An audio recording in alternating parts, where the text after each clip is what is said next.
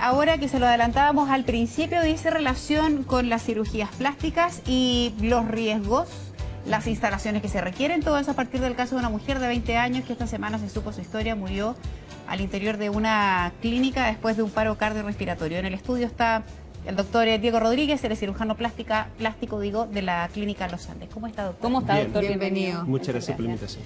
Bueno, ¿en qué hay que primero fijarse cuando alguien toma la decisión de hacerse una cirugía, doctor? Bueno, yo siempre comento que lo primero es estar convencido uno. Es decir, la primera indicación, ¿cierto?, viene uno.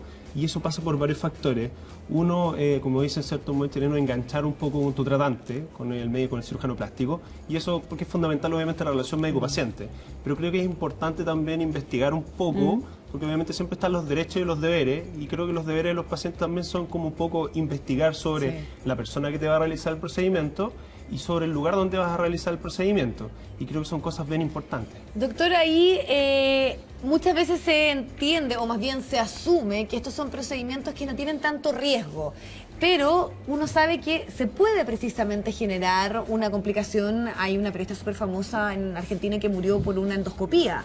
Y ahí de repente hay algunos que dicen, el tema es la anestesia, otro es que tú tengas alguna complicación y cómo un centro de estas características no puede reaccionar versus una clínica, donde efectivamente hay todo un personal médico que puede salvarte la vida ante una situación que se sale dentro de la lógica de una operación que no debiese generar mayor riesgo, se supone, ¿no? Ahora mira, dos cosas. Primero, una frase que es bien típica en las formaciones quirúrgicas es que no hay enemigo pequeño.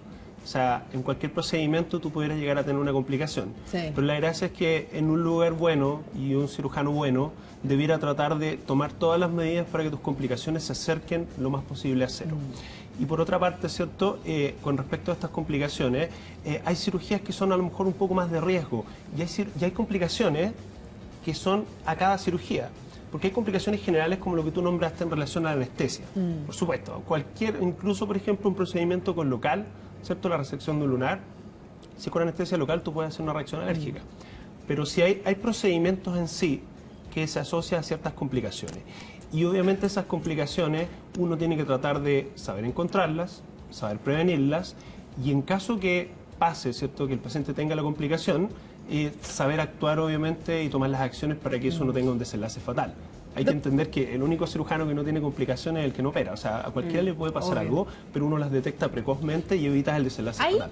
Doctor, un vacío legal, se lo pregunto porque en el fondo, así como existen determinadas universidades que se ha demostrado no cumplen con los requisitos para darle el servicio que ofrecen, las clínicas también. Yo no sé si hay un vacío legal respecto de ese foco que permite el funcionamiento de ciertas clínicas que son incapaces de reaccionar ante situaciones que escapan muchas veces incluso de la potestad de las manos del cirujano. Lo que pasa es que hay un punto bien importante. Si bien, por una parte, puede que exista un vacío legal en relación a un tema de ley de especialidades.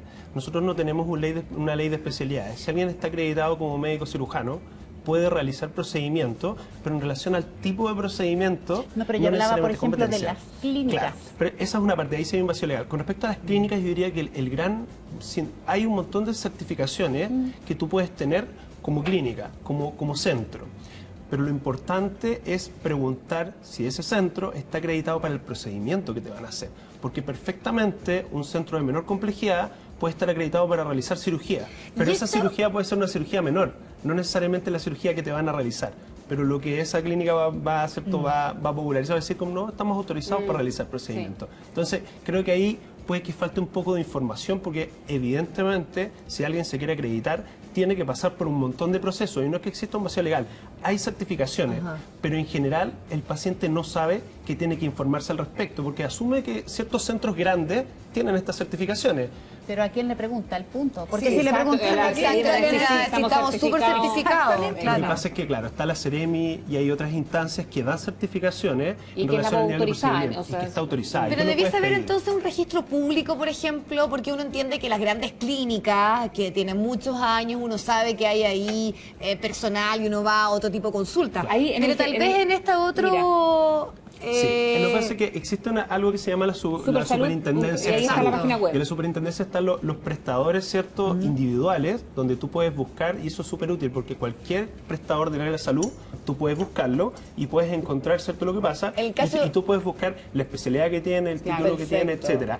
Ahora, con respecto a las clínicas, claro, hay otra parte que es la parte, ¿cierto?, de prestadores, y que ahí es variable, pero también debería aparecer hasta qué tipo de pabellón o qué tipo de certificación debería tener. Y también incluiría las estéticas. Las clínicas estéticas también debiesen estar en este registro. Debiesen estar en este registro. Cualquier lugar que realice un procedimiento debería tener en el fondo las aprobaciones y en el fondo las certificaciones para realizarlo. Sí, por eso yo al inicio le preguntaba en qué fijarse, porque claro, uno dice por dónde. Si a lo mejor me cobra muy barato es porque no es tan confiable. Tiene que ver con el costo, por ejemplo, de una intervención. Y lo otro, escuchaba en estos días una conversación a propósito y claro, alguna vez una persona que le intervinieron le decía, mira, yo, o lo que le pasa a una persona, o que muere, o que queda con, a veces, cicatrices, pero de por vida, es porque lo puede hacer un cirujano, pero no un cirujano plástico, que ahí va por el profesional que haga la intervención.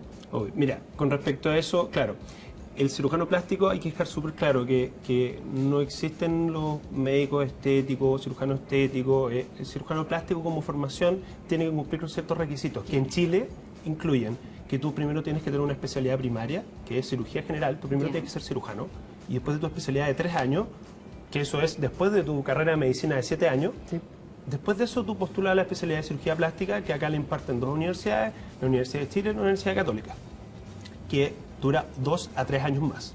Súmale esa cantidad de años de formación en el fondo y ahí tú tienes un cirujano plástico. E incluso si alguien tiene una formación afuera, porque los planes son distintos, incluso dentro de, por ejemplo, de Estados Unidos, hay planes formadores que son 5 años continuos, otros que son separados, parecido a Chile, pero incluso alguien que se forme en otro lado igual tiene que acreditar su título en Chile. De la misma forma que si yo quisiera ejercer en otro lado, yo debería acreditar mi título. Doctor, pensando en todo lo que ha ocurrido con este caso, hay algunas clínicas estéticas que pueden estar certificadas, que tienen un doctor de cabecera que puede cumplir con todo lo que usted está diciendo, pero al momento de operar aparece otro. Y eso es bien común. Y esa es una de las problemáticas, y entiendo también que estaría un poquito de fondo en lo que ocurrió en este caso, porque hay alguien que en el fondo tiene toda la reglamentación, pero también hay otros médicos que ahí uno no sabe. En esos casos uno debiese decir, no, porque si yo estoy y la autorización la tiene el doctor tanto, él es él quien tiene que operarme, no otra persona, ¿no? Mira, lo lógico es que si tú vas a un tratante, que generalmente te lo recomendaron, o sea, independiente que exista, ¿cierto?, muchas veces internet y que existen las redes sociales, lo que toma la decisión final es la recomendación. Entonces, si tú vas a un doctor que te recomendaron, porque una amiga o una familiar tuvo un resultado bueno, tú quieres que te opere ese doctor. Ahora, claro, tú dices el momento en el área chica, ¿cierto?, como en el fútbol, en el momento en que te van a operar, de que pueden ocurrir esas cosas, pueden ocurrir. Yo no manejo información en relación a este caso en particular y por lo mismo no me puedo referir. Pero claro, tarde o temprano yo pienso que siempre se sabe, en el fondo, y lo lógico es que los protocolos de un lugar serio incluyen pausas de seguridad e incluyen, ¿cierto?, mecanismos que te impiden realizar eso. Y eso igual es importante, porque los lugares serios, por ningún motivo tú vas a decir como ya, se durmió la paciente y viene otra persona y te opera. En un lugar serio eso no va a pasar. Existen pausas de seguridad y mecanismos que te impiden, que eso lo hace imposible. Siempre que uno entra a un pabellón, como dijo usted, desde sacar su lunar hasta una intervención muy grande, siempre hay riesgos. ¿Es correcto o no pensar que el área de la cirugía plástica es una especialización de la medicina donde se corren más riesgos que otra o no? No, hay que entender que la cirugía plástica, al igual que muchas otras especialidades, ¿cierto?, tiene algunos procedimientos que son de más alto riesgo y otros más sencillos, ¿ya? Y hay que entender que la cirugía plástica tiene 2 áreas grandes, que uno es la cirugía reconstructiva o reparadora y otra, ¿cierto?, es la cirugía estética. Y no es lo mismo, obviamente, una microcirugía para reconstruir una extremidad inferior, para recuperarse una extremidad, que una cirugía de muchas horas, de alto riesgo, ¿cierto?, pero que obviamente, costo-beneficio, el paciente lo necesita. Obvio. Que es cierto que una cirugía probablemente estética de pocas horas, una mamoplastia de aumento. Ahora, incluso, respondiendo a tu pregunta, en relación a la cirugía estética, también hay procedimientos en sí que tienen un mayor riesgo, por ejemplo, contorno corporal. Hay que entender que el contorno corporal, hay dos temas que son en particular. Uno, a que contorno corporal incluso tomando tus precauciones, es una cirugía que toma un poco más de horas. Cuando hablamos de contorno corporal, estamos hablando de una liposucción. Estamos hablando de abdominoplastía, Ok. liposucción y todas sus combinaciones. Perfecto. ¿Ya? Como todo el área que incluye el contorno corporal. Y esto puede traer complicaciones por el tiempo operatorio, que puede tomar un poco más de, en el fondo, varias horas, ¿ya? Que obviamente uno tiene que ser adecuado como cirujano, ¿cierto?, en cuanto a los objetivos y en tu tiempo operatorio. Nadie quiere que te operen a la rápida, pero tampoco nadie quiere, ¿cierto?, salir muerto pabellón. Uno tiene que saber encontrar el equilibrio para esas dos cosas. Pero también hay riesgos en sí a cualquier cirugía. Por ejemplo, el riesgo tromboembólico. El riesgo tromboembólico, ¿cierto?, de estas trombosis que se producen en las piernas y que muchas veces puede producir una embolía pulmonar y que obviamente puede incluso llegar a tener un desenlace fatal. Esto existe en todos los procedimientos en medicina y en cirugía.